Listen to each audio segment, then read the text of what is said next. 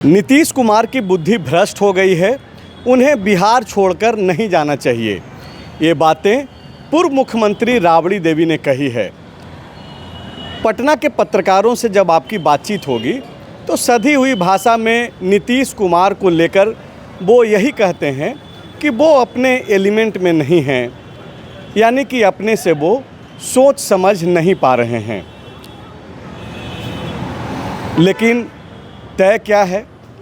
आपको मालूम है कि नामांकन राज्यसभा जाने के लिए नीतीश कुमार ने कर दिया है और इसकी सूचना भी खुद से उन्होंने साझा किया है। ऐसे में अब स्पष्ट है कि बिहार का अगला मुख्यमंत्री कोई और होगा। तो ऐसे में जो एक सबसे बड़ा सवाल जो बन करके उभरा हुआ है, ना केवल बिहार के लिए बल्कि वैसे लोग जो बिहार की खबरों पर, बिहार की राजनीति पर नज़र रखते हैं, वो इसी जवाब को तलाशने में लगे हैं। पत्रकार यही डिकोड करने की कोशिश कर रहे हैं कि अगला मुख्यमंत्री बिहार का कौन होगा। इस बीच सम्राट चौधरी जो रेस में सबसे आगे बताए जा रहे हैं, तब जबकि यह कहा जा रहा है कि अगला मुख्यमंत्री बीजेपी का होगा, इतना तो तय है। ऐसे में एक खबर आज ये आई है कि कल देश के गृह मंत्री अमित शाह के साथ सम्राट चौधरी पश्चिम बंगाल की यात्रा पर रहेंगे, वहाँ एक चुनावी जनसभा को संबोधित करेंगे। सम्राट चौधरी के प्रशंसक, उनके समर्थक बहुत ही उम्मीद से हैं, भरोसे से हैं। उनको यह लग रहा है कि वही अगला मुख्यमंत्री बिहार के होने जा रहे हैं। कुछ लोग यह भी कह रहे हैं कि कल जो अमित शाह के साथ उनकी मुलाकात होनी है, पश्चिम बंगाल जो पूरे दिन वो अमित शाह के साथ रहेंगे, उस दौरान अमित शाह उनको मनाने का काम करेंगे, समझाने का काम करेंगे। लेकिन क्या मनाएंगे? क्या मुख्यमंत्री पद के लिए कोई और नाम बीजेपी तलाश रही है, कुछ और सोच रही है? तब जबकि बीते 5-6 स्टेट के चुनाव के बाद जिस तरीके से बीजेपी ने मुख्यमंत्री के चेहरे का चुनाव किया है, उसको लेकर के आशंका जाहिर किया जा रहा है। और इस बीच कई नाम जो है तैरने लगे हैं, जैसे कि नित्यानंद राय, दिलीप जायसवाल और इन सब के अलावे भी कई अन्य नामों पर चर्चा है। इस बीच कल नीतीश कुमार के उत्तराधिकारी के तौर पर उनके बेटे निशांत कुमार की आधिकारिक एंट्री जेडीयू में कल हो जाएगी। कई वीडियो जारी किए जा रहे हैं जिसमें यह दिखाया जा रहा है कि निशांत कुमार एक एक करके अपने नेता, विधायक और पार्टी के पुराने चेहरों से मुलाकात कर रहे हैं। एक तरीके से लॉन्चिंग जो कल उनकी होनी है, उसके पहले की एक मुलाकात जो है, औपचारिक मुलाकात कराई जा रही है। एक तरीके से परिचय कराया जा रहा है। इसको आसान शब्दों में इसको ऐसे समझिए कि जब कोई बेटा बाहर से पढ़कर अपना गांव लौटता है बहुत दिनों के बाद, तो आधिकारिक तौर पे उसके गार्जियन, उसके अपने लोग जो है पूरे परिवार के दूसरे लोगों से मिलवाते हैं। यही औपचारिकताएं जो है पूरी की जा रही है जेडीयू में। निशांत के ऊपर बड़ी जिम्मेदारी जो है कल थोप दी जाएगी। एक तरीके से थोपना शब्द का प्रयोग इसलिए क्योंकि अब तक निशांत कुमार सक्रिय राजनीति से अपने आप को दूर रखते रहे हैं। तब अब जबकि बिहार से नीतीश कुमार बाहर जा रहे हैं, राज्यसभा जा रहे हैं, ऐसे में एक तरीके से थोपा जाना ही कहा जाना चाहिए कि निशांत के ऊपर जो है एक बड़ी जिम्मेदारी थोपने की तैयारी हो गई है और कल जो है इसकी आधिकारिक पुष्टि हो जाएगी, तब जबकि उनको जेडीयू में शामिल करा लिया जाएगा। तो कई सवाल हैं जो तैर रहे हैं। सबसे पहला सवाल यही कि जो राबड़ी देवी कह रही हैं विष्णु, इस बात को कितनी गंभीरता से लेनी चाहिए, तब जबकि अब तो तय है कि वो जा रहे हैं। अब यह बोलने का क्या मतलब है?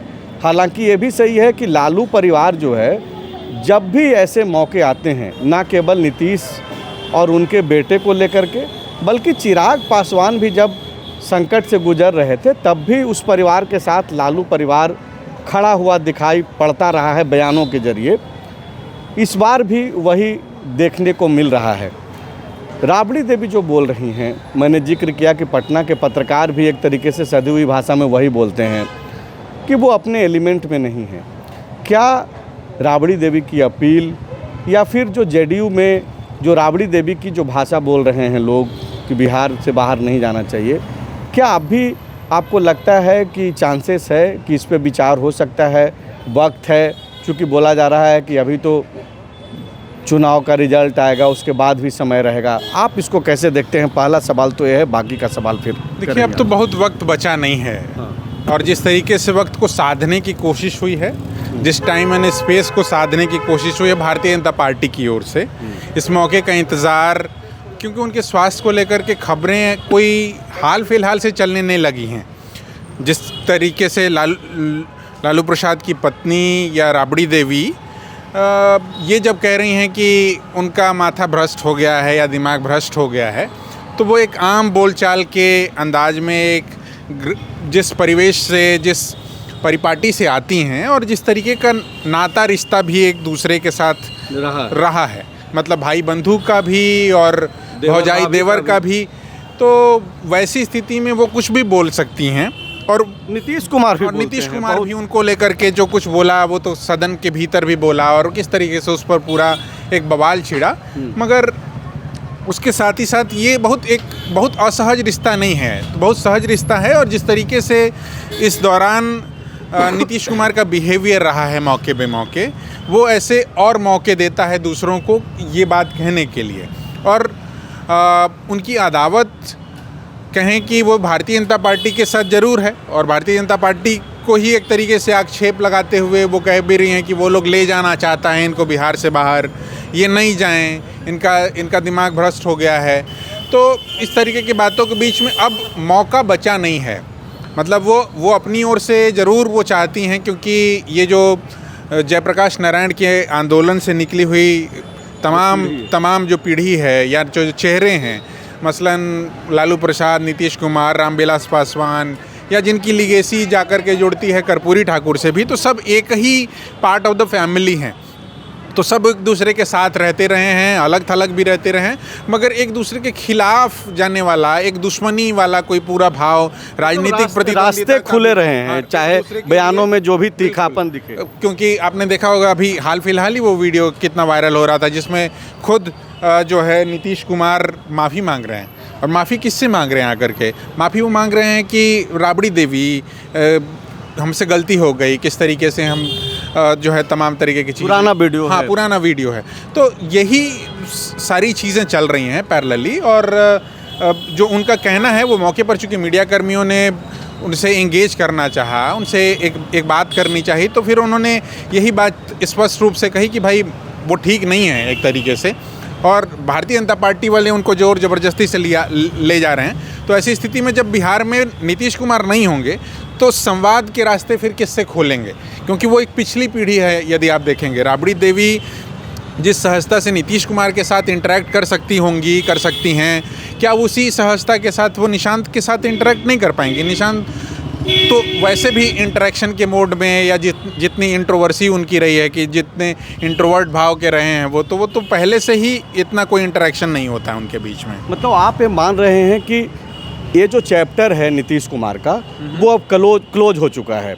राबड़ी देवी हों या फिर जेडीयू के भीतर का जो एक बड़ा धड़ा जो यह बार बार अपील कर रहा है अभी कि नीतीश बिहार छोड़कर नहीं जाएं, ये वाली बात पे अब विराम लग जानी चाहिए, आप ये मान रहे हैं? क्योंकि अब जिस मौके का इंतज़ार भारतीय जनता पार्टी ये पूरी जो टाइम एंड स्पेस की पॉलिटिक्स है वो कर रही थी। क्योंकि अब अगर राज्यसभा जाने का फिर मौका कब मिलता, तो फिर 2 साल के बाद मिलता। तब तक जिस असहजता के साथ नीतीश कुमार परफॉर्म कर रहे हैं, मीडिया कर्मियों से कोई इंटरेक्शन नहीं। इस दौरान भी आपने देखा होगा कि जब नॉमिनेशन फाइल करने गए, तो ऐसा तो कभी नहीं देखा गया कि मीडिया की एंट्री विधानसभा के परिसर के भीतर रोक दी गई हो। मतलब उन किसी भी भाव को किसी भी तरीके से कोई कैद कर ले, या फिर आप देख रहे होंगे कि जिस तरीके से निशांत की पूरी लॉन्चिंग की जा रही है, तो ऐसा नहीं कि आम मीडिया कर्मी उस स्पेस में पहुंचते हों और वो विजुअल बनाते हों और वो अपने तरीके से कुछ बैकग्राउंड से बोलते हों, दिखाते हों सारी चीज़। वो तो वॉइस बाकायदा पूरा म्यूट करके जो है वीडियो भेजा जा रहा है। बहरहाल आप जो ये बोल रहे हैं, और लगभग ये तय है कि अब ये चैप्टर क्लोज हो चुका है नीतीश कुमार का एज ए सीएम के तौर पे। तो दूसरा जो सबसे महत्वपूर्ण सवाल अब है कि तो अगला मुख्यमंत्री कौन होगा से सबसे ज़्यादा, चूँकि जाति आधारित जो समाज बिहार में, हालांकि पूरे देश भर में है, लेकिन बिहार की जो बातचीत होती है, जो सामाजिक संरचना जो है, जो बदनाम है जिस चीज़ को लेकर के, तो सबसे ज़्यादा ध्यान और बातचीत जो हो रही है कि किस समाज का जो है व्यक्ति अगला सीएम होगा। इसको कैसे देख रहे हैं तब, जबकि सम्राट चौधरी का नाम सबसे ज़्यादा रेस में चल रहा है, नित्यानंद राय का नाम चल रहा है, अब दिलीप जायसवाल का नाम चल रहा है, इनके अलावे भी कई अन्य नाम चर्चा में हैं। कुछ नाम चलते हैं। मैं इस मौके पर एक और व्यक्ति को कोट करना चाहता हूं आपके अपने दर्शकों के लिए, जो कि एक तरीके से जनता दल यूनाइटेड के प्राइम फेस कहे जा सकते हैं, विजय चौधरी, जिनके डिप्टी सीएम बनने के भी तमाम तरीके के चर्चे हैं कि वो, हम लोग अभी सीएम पे बातचीत कर लें, फिर डिप्टी वो उन्हीं का उसी मौके पर मैं लेकर के आ रहा हूँ। एक सहजानंद सरस्वती के नाम पर एक कार्यक्रम हो रहा था और ये चुनाव से ठीक पहले, उस कार्यक्रम के दौरान विजय चौधरी ने एक बात कही थी जो नंबर 2 वाली।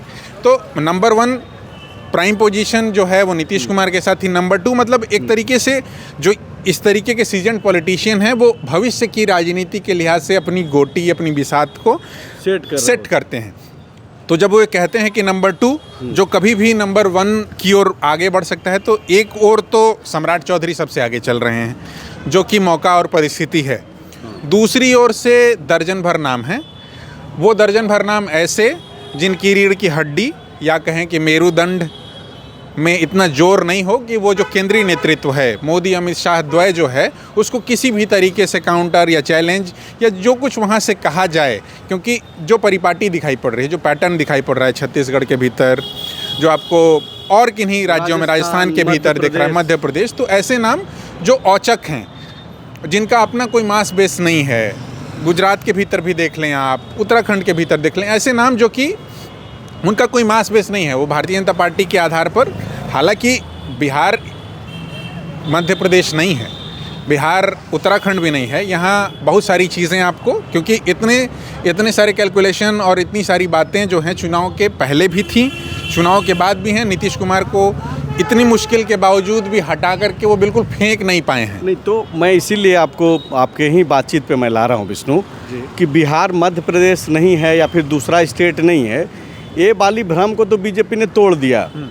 नीतीश कुमार को दरकिनार करने वाली बात जब भी चला, चुनाव के दौरान या चुनाव के पहले या चुनाव के बाद भी, तो लोग इसी बात को बोलते रहे कि बिहार फलाना स्टेट नहीं है, नीतीश कुमार को किनारे नहीं किया जा सकता है। लेकिन नीतीश कुमार को तो किनारे लगाया गया, अब लगा दिया गया है एक तरीके से, तो ये वाले भ्रम से तो टूट के निकलना चाहिए। ये एक और तरीका है। दूसरा ये तरीका है कि ये सारी चीज़ें नीतीश कुमार की सहमति से हो रही हैं। एक असहमति की बात है कि उनके असहमत, ये तो उनके नेता ही नहीं मान रहे, उनके पार्टी के लोग नहीं मान रहे हैं, वो तो बोल रहे हैं कि जबरन ले जाया जा रहा है। नहीं, पार्टी कई जर्नलिस्ट और दूसरे जो मीडिया ऑर्गेनाइजेशन है, वो लोग भी खुल के बोल रहे हैं। आप कई मौक़ों पे बोलते रहे कि वो अपने एलिमेंट में नहीं है, तो जब वो अपने एलिमेंट में नहीं है तो वो राजी होने के सवाल का कहाँ मौका दे रहे हैं आप? नीतीश कुमार जिस मास बेस को कैटर करते हैं, क्योंकि हम लोग उसी पर आ रहे हैं कि बिहार जिस क्रूशियल जंक्शन पे खड़ा है और इसका जो एक आधार है, वोट का भी अपना आधार है, जो पॉलिटिकल पार्टियां अपने अपने तरीके से, राजनेता अपने अपने तरीके से कैटर करते हैं। नीतीश कुमार जिस मास बेस को कैटर करते हैं वो विमेन। आप सोचिए कि 8 तारीख को लॉन्चिंग हो रही है, संभवतः वो विमेंस का भी डे है। मतलब नीतीश कुमार जिस कॉन्स्टिट्यूंसी को इस दौरान भारतीय जनता पार्टी ने वाया ही नीतीश कुमार करवाया, चाहे वो 10-10 हज़ार रुपये वाली बांटने वाली बात हो, केंद्र का पूरा एक तरीके का सहयोग हो इसके पीछे, क्योंकि बिहार उनको किसी भी तरीके से चाहिए, नीतीश कुमार के साथ चाहिए। अभी की स्थिति में नीतीश कुमार उनके लिए बिल्कुल से अलग थलग कर देने वाली स्थिति में नहीं है, इसलिए भी आप देख रहे होंगे कि ये सारी चीज़ें, ऐसे तो फिर पार्टी तोड़ फोड़ भी कर सकने की स्थिति में थी भारतीय जनता पार्टी अगर चाहती तो, मगर वो न करते हुए और सारी चीज़ों को वेट एंड वॉच करते हुए, नीतीश कुमार को राज्यसभा भेजते हुए और उनके बेटे की साथ ही साथ भाई पॉलिटिक्स क्या है, हाँ। सब कुछ साधते हुए, मतलब कुछ नहीं दिखाई देते हुए भी सब कुछ साध लेना ही पॉलिटिक्स तो है। ठीक है, तो बीजेपी कर सब कुछ रही है, दिखाई दे रहा है कि सब कुछ मर्जी से हो रहा है, तो बीजेपी तो अपनी राजनीति में सफल ही है। बिल्कुल, नुकसान तो जेडीयू को है ना। हाँ, तो जेडीयू ही तो पिछले कई एक सालों से आप देखेंगे जो वल्नरेबल पोजीशन है, जिस तरीके से वो जनता दल यूनाइटेड का ही दिखाई पड़ रहा है। हर चुनाव के वक्त ये बात होती है कि भाई जनता दल यूनाइटेड का अब इसके बाद क्या होगा। अभी तक नेतृत्व को लेकर के जितना सारा तामझाम था, मगर अब जब निशांत की कल लॉन्चिंग हो ही जाएगी तो पॉलिटिकल पार्टी जो जिसकी सबको यहाँ ज़रूरत है और जिस मास बेस को कैटर करने की बात है, क्योंकि भारतीय जनता पार्टी के साथ जो मास बेस जा रहा है उसका आधार वोट जिस तरीके से उसका खड़ा हुआ है, मगर वो अकेले लड़कर के जीतने की स्थिति में नहीं है। तो अभी भी नीतीश कुमार को बिल्कुल से वो कमज़ोर तो करती जा रही है, मगर उनको बिल्कुल से हटा नहीं पा रही है। उसको अपने साथ एक फेस वैल्यू के तो हटाना भी है और हटाते हुए दिखना भी नहीं है, क्योंकि वो जो अपयश होता है ना, यश और अपयश दोनों आता है आपके पास राजनीति में। जब आप इस तरीके की सक्रिय राजनीति में, तो यश भी चाहिए, जो उनका मास बेस है वो भी आपको धीरे धीरे अपने पास लाना है। क्योंकि दूसरी बार देख रहे होंगे कि जो भी यहाँ सोशल डायनेमिक्स की पॉलिटिक्स है, सामाजिक न्याय की पॉलिटिक्स है, मंडल वर्सेस कमंडल की पूरी राजनीति है, तो उसके स्टेक होल्डर्स अभी बिल्कुल से ऐसा नहीं है कि आउट ऑफ द सीन चले गए हैं। लालू प्रसाद अभी जीवित हैं। उन्होंने अपनी पॉलिटिकल पार्टी, जिसको कहते हैं कि नीतीश कुमार ने अपने अगले पीढ़ी को ट्रांसफ़र करने में इतनी देर लगाई, उन्होंने इस बात को समझते बूझते हुए बहुत पहले ही वो 10 साल पहले ही ट्रांसफ़र कर दिया। कम से कम राष्ट्रीय जनता दल के भीतर जो भी रैंक एंड फाइल है, जूनियर से लेकर के सीनियर तक, उनमें इस चीज़ को लेकर के कोई शक व शुबा नहीं है कि उनका नेता कौन होगा और अगले 5-10 साल तक नेतृत्व संभालने की अच्छी बुरी स्थिति किसके पास हो सकती है। किसकी हम देखें तो किसकी ओर देखें। एक छोटा भी अगर ब्लॉक का भी कोई अध्यक्ष होगा, उसका कोई ग्रीवियंस होगा तो उसे कौन सुनेगा। अभी जनता दल यूनाइटेड में 4 चेहरे आपको दिखाई पड़ते हैं, कौन किसके पास जाए ये पता ही नहीं चलता। वो चौकड़ी जिसको लेकर के लगातार कहा जाता है, वो भी अभी भी जो निशांत की जो लॉन्चिंग से संबंधित जो वीडियो जारी हो रहा है, उसमें भी संजय झा हाथ पकड़ करके लग रहा है कि वो डोमिनेट करने वाली जो तस्वीर है। भारतीय जनता पार्टी से सारे ये फेसेस जो हैं, संजय झा तो आए ही उस तरीके से हैं। वो कितने विद्वान हैं वो एक बहस का विषय हो सकता है, मगर उनका कोई मास बेस नहीं है। विजय चौधरी का कोई, विजेंद्र यादव के स्वास्थ्य की बात जो है वो हमेशा चलती ही रहती है। तो ऐसे में कोई जनता दल यूनाइटेड के पास ऐसा कोई लीडरशिप नहीं है जो नीतीश कुमार का जो भी मास बेस उन्होंने अपने तौर तरीक़ों से क्रिएट किया है उसको किसी तरीके से कैटर करे और आगे लेकर के बढ़े। इसलिए बार बार उधर उस खेमे से भी भले ही उस चाहते न हो, है ना, भीतर मन में भले ही ना हो कि नीतीश कुमार की तो पालकी हमने ढोई ही, निशांत की भी पालकी ढोनी पड़ेगी, तो उसके बावजूद भी वो उसी रास्ते से लेकर के उनको आगे बढ़ रहे हैं। तो खैर निशांत की पालकी वो ढो पाएंगे, निशांत अपने आप को उस लायक बना पाएंगे, वो तो भविष्य के गर्त में है। एक आखिरी सवाल जिस पे चर्चा जो हम लोग करना चाह भी रहे हैं और जो कि बीच में हम लोग भटक जा रहे हैं, ठीक है, कि ये जो लोग जो निगाहें टिकाए पड़े हैं कि किस समाज का जो है व्यक्ति अगला मुख्यमंत्री होगा, बहुत सारी बातचीत हो रही है। कुछ लोगों का ये भी कहना, निजी तौर पे मुझे भी ऐसा लग रहा है कि कोई दलित या अति पिछड़ा समाज का व्यक्ति हो सकता है, क्योंकि जो सामाजिक जो ढांचा है और पॉलिटिकली जो बंटवारा है सामाजिक संरचना का, वो सब कुछ स्पष्ट है। नीतीश कुमार अति पिछड़ा समाज को एक तरीके से बांधे रखने में अब तक सफल रहे हैं। तब जबकि अब नीतीश नहीं रहेंगे बिहार में, तो कहा जा रहा है कि भाई उसको कौन लीड करेगा। ऐसे में एक सवाल जो आ रहा है कि इसका जवाब दिलीप जायसवाल के तौर पे मिल सकता है। दिलीप जायसवाल बताए जा रहे हैं कि अति पिछड़ा समाज से आते हैं, हो सकता है कि उनको जो है जिम्मेदारी मिल जाए, ताकि ये जो 37% अगर अल्पसंख्यक समाज का भी 10% वोट जोड़ दिया जाए तो 37% अति पिछड़ा समाज का वोट है। 10% माइनस भी करके चलते हैं आप तो 26% है, जो बड़ी आबादी है 26%। ठीक है कि सैकड़ों जातियाँ बताई जा रही है कि इसमें है, लेकिन इसका नेतृत्व करता कोई नहीं है वैसा मास लेवल जिसके पीछे जो बात आप बता रहे थे कि कोई पार्टी का जो चेहरा होता है जिसके पीछे लोग देखते हैं, उम्मीदें रखते हैं। इन समाज में उस राज्य स्तरीय नेता अब तक नहीं दिखाई पड़ रहा है। क्या बीजेपी इसको साधेगी?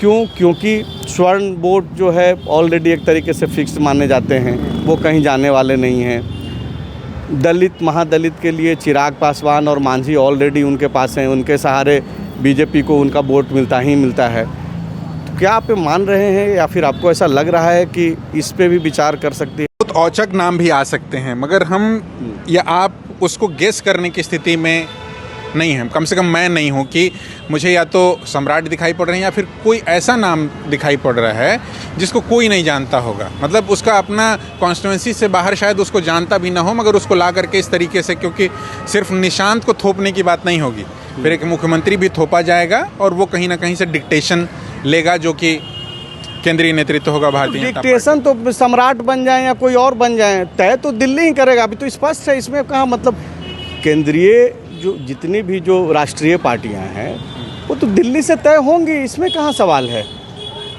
थोड़ा उसका सर्वे सर्वा तो दिल्ली में बैठ रहा है बॉस। वो सम्राट हो या फिर सम्राट के जगह पे कोई और अननोन चेहरा कोई आ जाए, ऐसा चेहरा जिसके बारे में हम आप या फिर कोई दूसरा जो बीजेपी के लोग भी नहीं सोच पा रहे हैं। हाँ ठीक है, तो बिहार इस जंक्शन पर तो आकर के खड़ा हो गया है कि अब उस पटना जो है वो दिल्ली से संचालित होगा। तो इसमें मतलब आपको कोई डाउट है? मतलब अभी आपको ऐसा नहीं लग रहा है दिल्ली से संचालित नहीं हो रहा है? नहीं नहीं, होगा, अब होगा।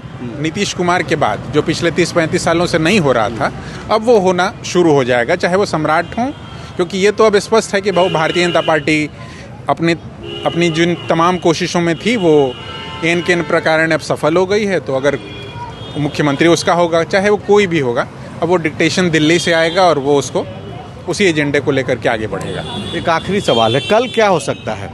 सम्राट चौधरी और अमित शाह, जैसे कि दो तरीके की बातचीत हो रही है कि एक तो उनको मनाया जा सकता है, जो कि बाकी प्रदेशों में ऐसी चीज़ें तस्वीरें देखने को मिली कि जो दावेदार सबसे ज़्यादा दिख रहे थे उनको मना लिया गया, समझा लिया गया। तो क्या सम्राट को भी कल मनाए जाने की कोशिश की जानी है? मुझे लगता है ये मनाने से ज़्यादा सिखलाने की प्रक्रिया में, क्योंकि जिस तरीके से ग्रूम, अगर भारतीय जनता पार्टी बहुत लंबे समय से उन्हें ग्रूम कर रही थी, चाहे वो भारतीय जनता पार्टी प्रदेश का नेतृत्व देना हो या फिर सदन के भीतर जिस तरीके से उन्हें नेता बनाना हो, डिप्टी सीएम बनाना हो, इस बीच गृह मंत्रालय देना हो, ग्रूम तो किए जा चुके हैं। तो वो अब जब ग्रूम किए जा चुके हैं तो वो एक तरीके से यहाँ की अग्रणी भूमिका के लिए भी ग्रूम किए जा रहे थे कि जब उस मौके को देखेंगे और उस मौके के हिसाब से जो नीतीश कुमार ने जिस मास बेस को कैटर किया है, भारतीय जनता पार्टी की जो एक लार्जर पॉलिटिक्स है मुस्लिम यादव से माइनस करते हुए, तो उसी कड़ी के ये एक्सटेंशन होंगे लव के बजाय कुश के पास, अगर ऐसा होता है तो। शुक्रिया विष्णु, आप द फॉलो अप देख रहे थे। आपको ये पूरी बातचीत कैसी लगी, आप क्या देख रहे हैं और बिहार की मौजूदा राजनीतिक हालात पे आप क्या सोच रहे हैं, कमेंट करके आप बता सकते हैं। शुक्रिया। TheFollowUp.in. Like, share, and subscribe. www.thefollowup.in